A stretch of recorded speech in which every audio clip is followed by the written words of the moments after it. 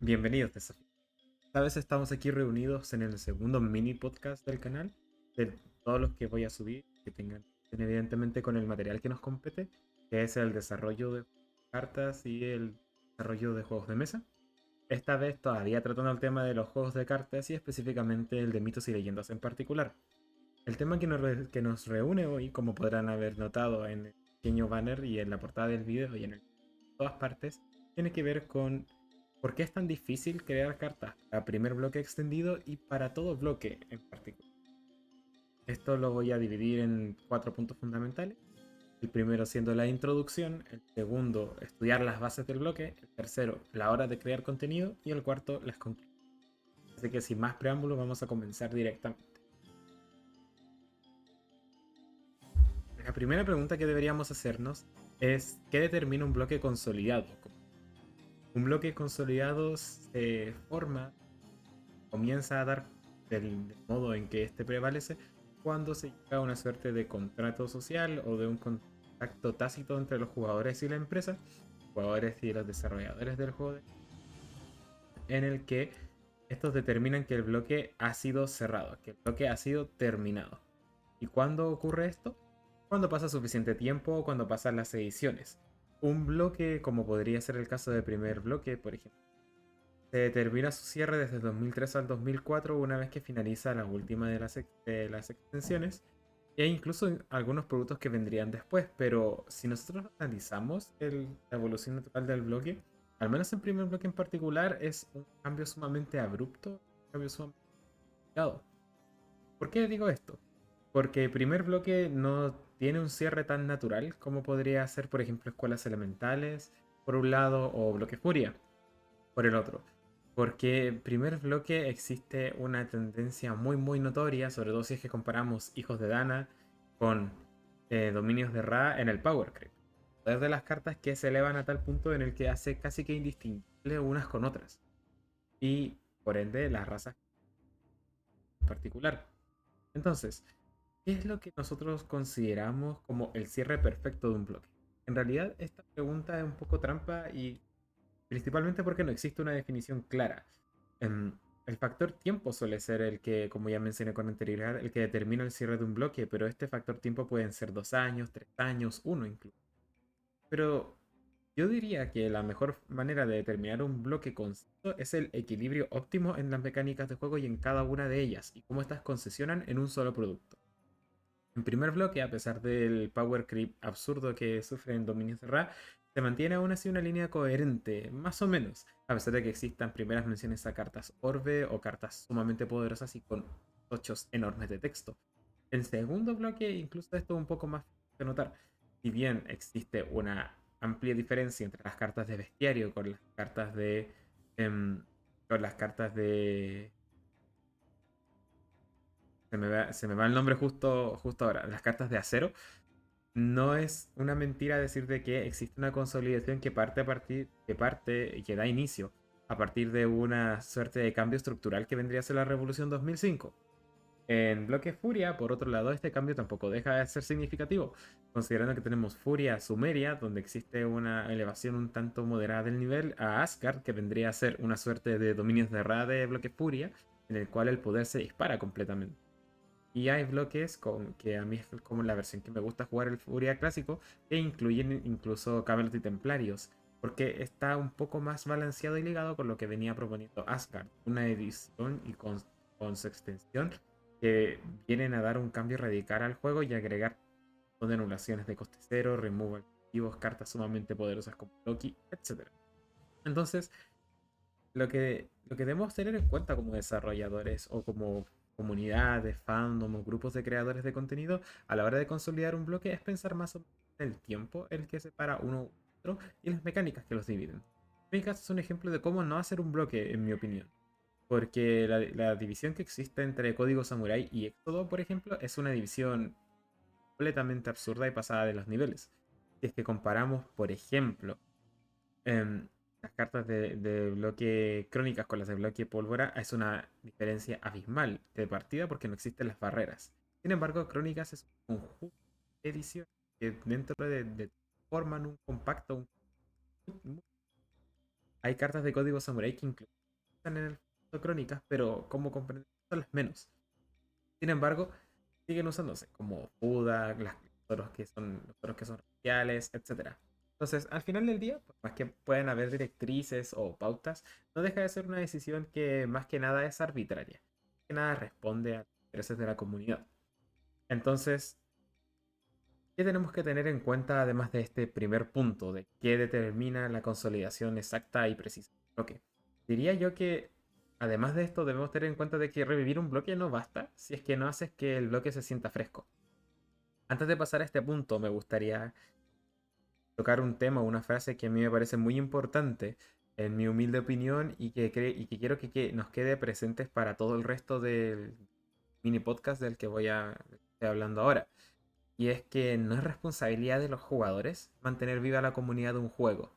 Eso nunca ha sido así. Suele ser una excusa que las empresas usan para sacarse los pillos y evitar ciertos productos, ciertos eventos.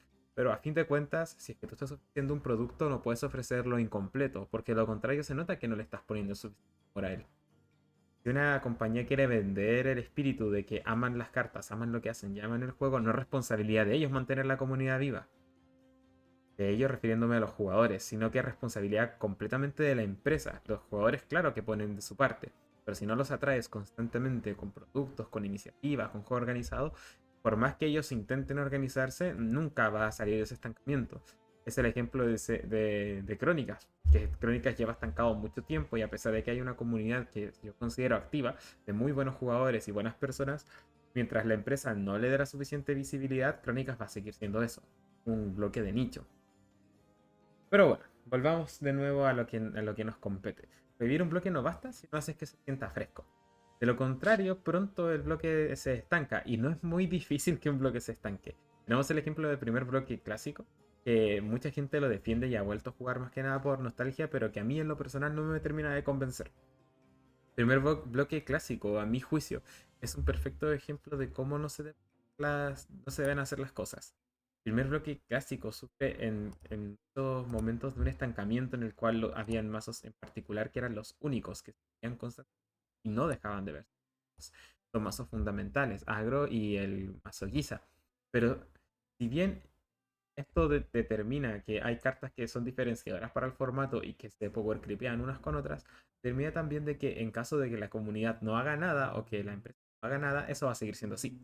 La manera que tienen para solventar estos problemas, el primer bloque clásico, es evidentemente ejerciendo baneos o erratas de las cartas, porque de lo contrario siempre se va a jugar lo mismo y de vez en cuando va a salir algún mazo con una propuesta interesante, pero eso pasa una vez cada 84 años.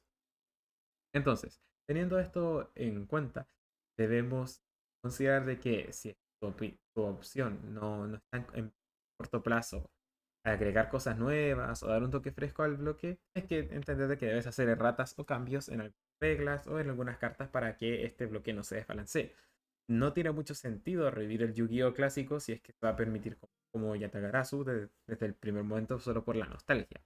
Tienes que jugar al balance.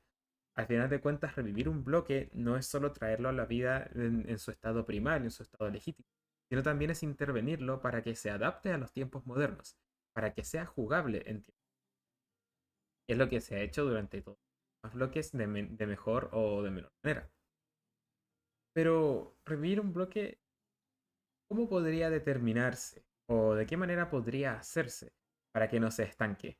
Que no se sienta estancado o que no se sienta que es en realidad un refrito.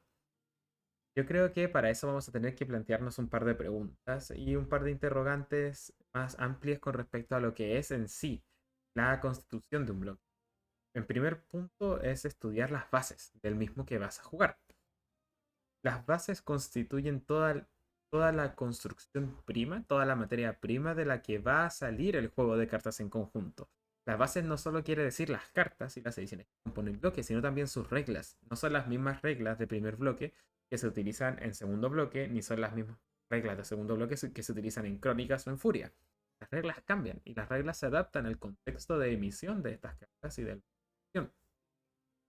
Entonces, las bases de este bloque se pueden dividir de distintas maneras y yo agregué, me parece, 5 puntos fundamentales.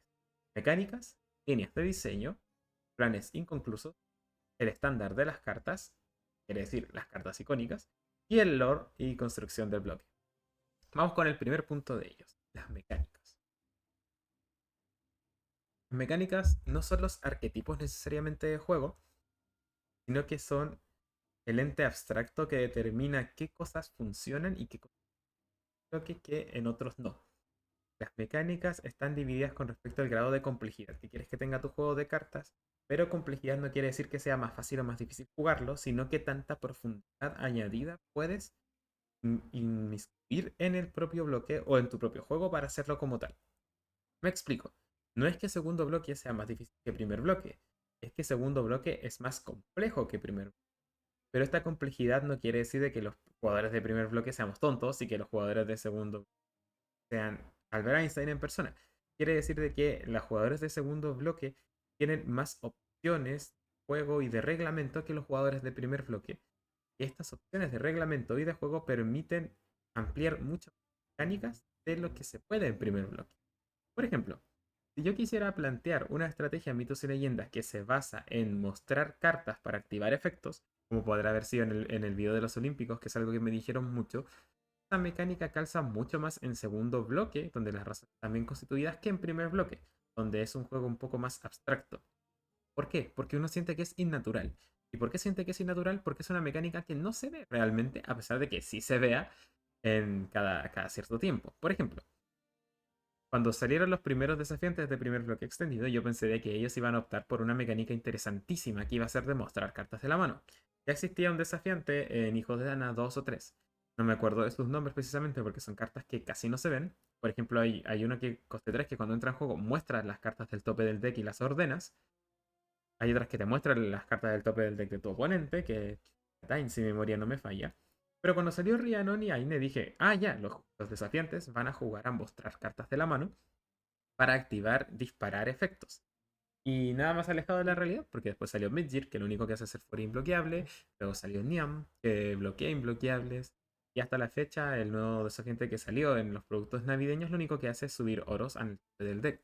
Entonces, a final de cuentas, una mecánica que se activara o disparara efectos al mostrar las cartas no era algo que se fuera a ver en primer bloque porque se sentiría fuera de lugar.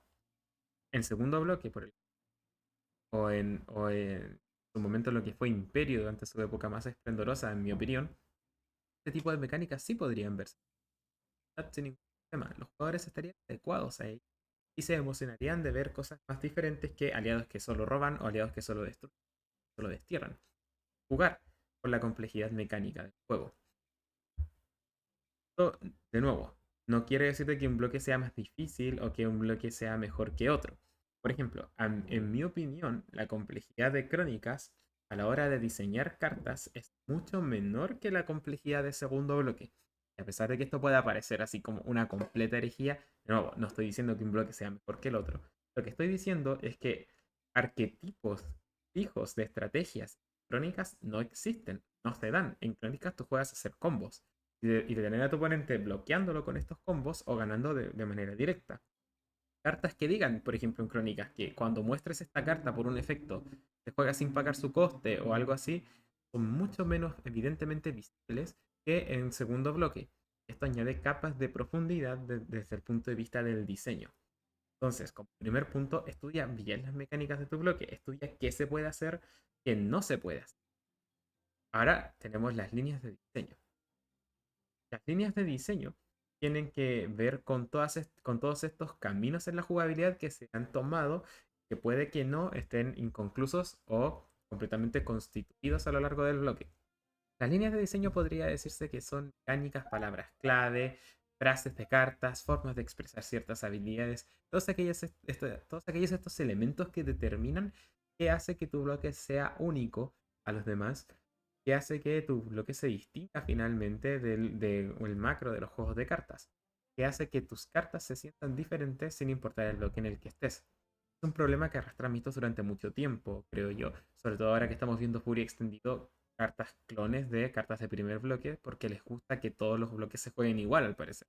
Existe una nueva era que es exactamente igual a la red de plata, pero la red de plata es mucho más icónica y funciona de mejor manera en el bloque porque está metida con una misma línea de diseño, a pesar que Hijo de Ganas y Tierras Altas sea un despropósito de edición. Pero se entiende mi punto. Una nueva era casi no se usa. Intentaron emular demasiado una carta de primer bloque en un bloque en que no van este tipo de cartas. Las líneas de diseño, entonces, son todas aquellas guías que te van a permitir diseñar el macro de la edición. No el micro, no una carta en particular, no las cartas en punto. Es decir, la relación de coste-fuerza, la curva de oros de juego, algunas mecánicas en particular, interacciones con zonas de juego. El tercer punto que tengo es el de planes inconclusos. Los planes inconclusos quiere decir, como mismo indica, todas aquellas que no fueron cerradas en el bloque y que sería muy interesante cerrar cuando estás expandiendo el bloque. Por ejemplo, en primer bloque me parece a mí que las cartas orbes no se ven como existen en segundo bloque. Pero aún así, las cartas orbe no iban a ser como las conocemos en segundo bloque, no iba a ser una palabra clave. Orbes iban a ser cartas que se iban a mantener en juego con un efecto constante. Puede parecer una locura, pero si es que lo incluyeron, iba a ser por algo. Entonces, si es que tú estabas considerando cambiar completamente el primer bloque, toma todos los planes que se han dejado y únelos para hacer cosas nuevas y refrescantes que la gente quería ver, que la gente estaba esperando ver. Y no me refiero solo a tipos de cartas, formas de jugar, sino a cartas en particular que merecen apoyo, pero que dejan opciones de expandir el bloque. Eso te va a permitir de mejor manera crear cartas para este bloque en particular. Volvemos a los orbes. Yo en primer bloque hubiese seguido la temática o de Udgel, me parece. Para crear los orbes como cartas constantes, quizás hubiese funcionado, quizás no. Es una opción que se termina descartando. Pero nunca lo vamos a saber porque nunca se tomó ese riesgo. Quizás hubiese funcionado perfectamente. Quizás en vez de Orbe le hubiesen cambiado el nombre, no sé, a estandartes. Y que sean estandartes de naciones o de países. No lo sabemos, nunca lo sabremos. Nunca se tomó el riesgo. Quizás sea interesante retomarlo en tu proyecto extendido. Sir Gabriel, por ejemplo, un mazo sumamente icónico de primer bloque, un mazo sumamente inteligente y muy bien pensado. Es una línea de diseño que se dejó botada. Caballeros que jueguen con el destierro es algo que no se había visto. ¿Por qué no retomarlo y darle esa identidad al caballero ahora que ya lo plagaste de armas y que funciona como un mazo de armas? ¿Por qué no probar nuevas alternativas de proyectos que se han dejado de lado? No, desafiantes que se muestren. ¿Por qué no hacer más cartas que involucren mostrar cartas o jugar con mecánicas de muestras? Vuelvo a decir, toma aquellas cosas que sientes que faltaron o que estaban haciendo y se dejaron a medio camino y embellécelas, trabájalas, cuídalas para hacer que este bloque se sienta completo, se sienta de manera perfectamente compacta. El cuarto punto tiene que ver con el estándar de y las cartas icónicas. Es una regla inamovible para un desarrollador que está tomando un proyecto antiguo. No puedes, no debes, es antiético como jugador tomar cartas antiguas, icónicas por todos los jugadores y que sean jugables y volverlas injugables. Es para mí el peor error que comete el producto Drácula. A mí me gusta el producto Drácula, me gusta la propuesta. No me gusta la temática porque siento que no calza nada una novela de mediados del siglo XVIII, XIX con culturas antiguas o el mundo medieval. No calza nada, no calza absolutamente nada en cuanto a temática. Después. Pero la propuesta me parece sumamente interesante. Y hay algunas mecánicas, como el propio Drácula, como el sarcófago, como las novias de Drácula, son muy interesantes para el juego y que añaden una versatilidad y unas formas distintas de jugar que yo sinceramente aplaudo. Pero ¿cuál es, creo yo, el problema más abusivo y me parece a mí intencionado del producto Drácula? Es Van Helsing. Van Helsing no solo es un duque guardia más columna de Trajano, es matar dos cartas icónicas para vender un producto. Eso lo puedes hacer en un imperio, por ejemplo, porque las ediciones van constantemente rotando. Eso tiene completamente un sentido dentro del mundo del marketing y dentro de la empresa para con un formato que siempre se está actualizando y renovando. Pero eso no puedes hacerlo en un formato que ya está constituido y que ya tiene sus bases. Porque se nota que, primero, no calza a la gente, no le va a gustar, no lo va a ver bien por más que se tenga que jugar la carta para ganar torneos, evidentemente. Y es una jugada que a mí me parece poco ética. Yo siento que quizás no haya sido la intención de manera directa, pero sutilmente, pero sí intertextualmente dejas entrever que algo no iba bien. iba tan bien tu diseño de Drácula y te caíste justo en ese punto para crear para crear una aberración que en realidad no tiene ni pies ni cabeza. A mí no me gustó, por ejemplo, que en Relatos de Espada Sagrada sacaron un Merlín que es Merlín mejor. ¿Por qué no reworkeas a Merlín en primer lugar? ¿Para qué enterrar cartas icónicas que podrías darle juego? No tiene mucho. Eso puedes hacerlo, por supuesto, en Imperio. No habría ningún problema, las cartas rotan. Pero eso, hacerlo en un bloque consolidado es hasta insultante. Es como que en primera era sacaran un mejor Wotan, sacaran un mejor Delfos, o en segundo bloque que sacaran un mejor Mages. No, o sea, disculpen, que en segundo bloque sacaran un mejor Exorcismo avanzado. Son formas o trucos bastante complejos, a cierto punto, irresponsables por parte del diseñador. Pero vamos a dejarlo pasar. El punto es, si una carta icónica no se juega, hazla jugable. Reworkeala, dale un plus, dale algo que la haga ser más icónica todavía. No hagas un barba roja en primer bloque. Y las cartas icónicas no se tocan, no se dejan atrás, se potencian, se hacen aún más jugables. A menos que evidentemente sean tóxicos. Y el último punto en la parte de estudiar las bases del bloque tiene que ver con el lore y la constitución del bloque. El lore es algo más sencillo de tratar. No metas una edición de Drácula en un bloque que está orientado en las culturas antiguas y en los caballeros. Simple. Tienes que seguir una línea temática y construir a partir de las bases temáticas que te dejaron en base al lore de la propia edición. Por eso cuando la gente se pregunta si es que meterían una nueva edición a primer bloque, es muy complicado, porque no puedes llegar y meter otra cultura que desentone completamente con las que ya están. Puedes meter culturas ancestrales como las yorubas, como la cultura china, los japoneses, puedes meter las culturas de Hispanoamérica. Sí, claro que puedes, pero en distintos bloques eso va a ser más o menos efectivo. En escuelas elementales puedes agregar de todo un poco. Es un bloque sumamente amplio. En segundo bloque casi que lo mismo. Pero meter un producto Drácula en primer bloque, ¿no les parece un poco extraño? Incluso en primera era calzaría mejor que en primer bloque. Este es el punto más sencillo de resolver y es expande lo que ya tienes. Puedes meter una edición persa, está relacionada con Grecia, pero no puedes meter una edición del Mío Cid en primer bloque porque no se relaciona con nada, quizás con la épica caballeresca. Ya, puede ser, pero no vas a meter una edición de la Primera Guerra Mundial. Tiene que pegar, tiene que tener una línea de coherencia interna.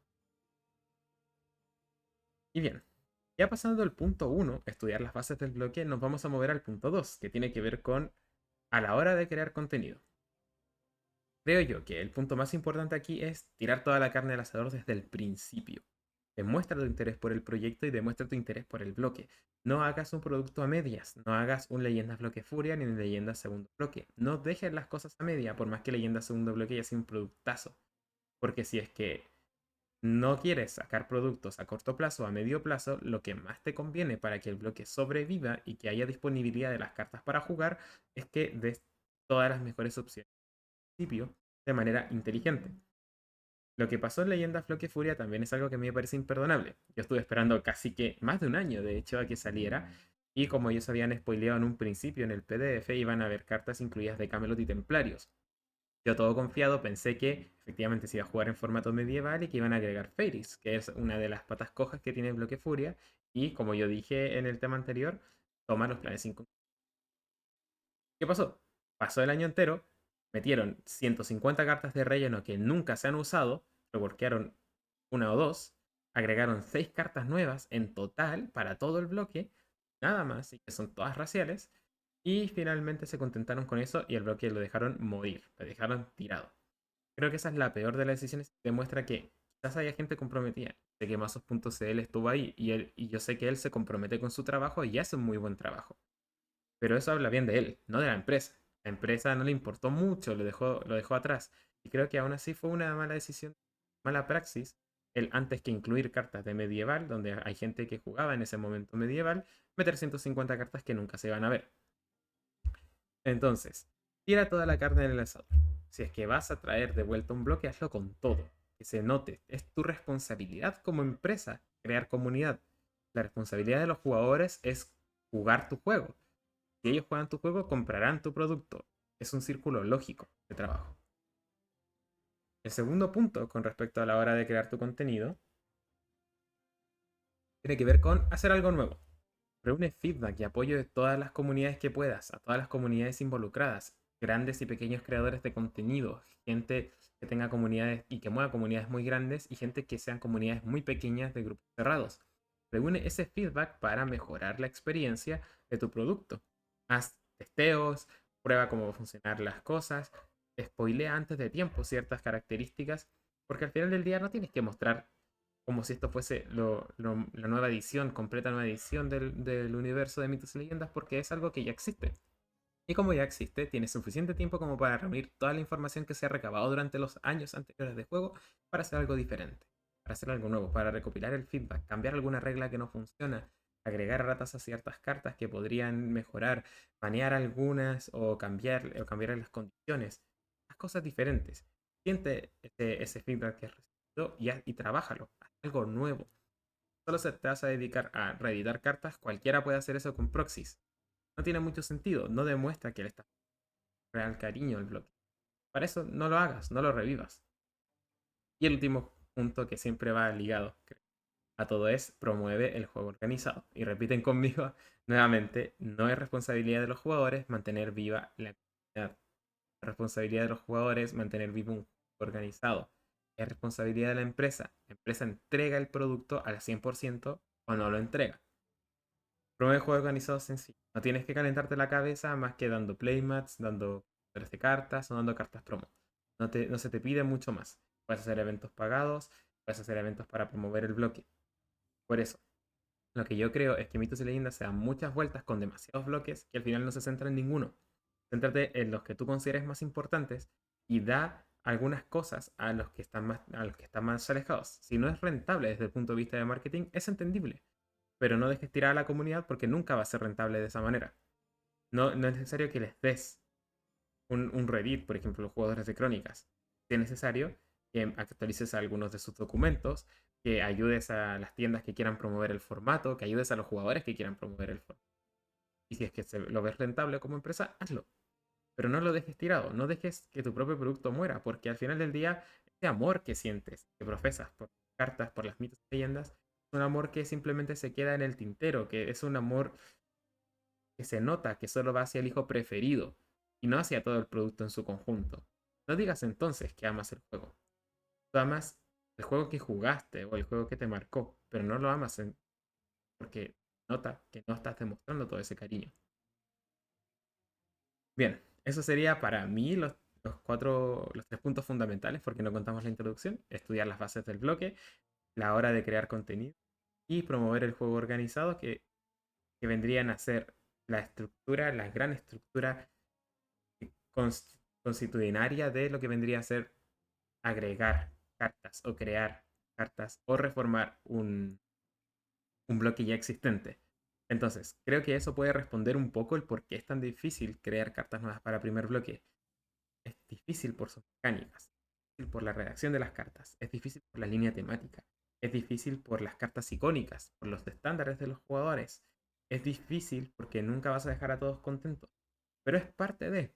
Si ya te metiste en el barco de crear algo nuevo, base a lo que ya existe, lo único que puedes hacer ya en este punto es demostrar que te importa y hacerlo lo mejor posible. Muchas gracias por escuchar este mini podcast. Espero que les haya agradado. Yo agradecería muchísimo que me dieran un like y que pudieran compartir. Lamento mucho si es que me trabé un poco, si mis argumentos fueron un poco claros, pero ya me iré acostumbrando con el tiempo a... Muchísimas gracias por ver mi contenido y que estén muy bien. Feliz año.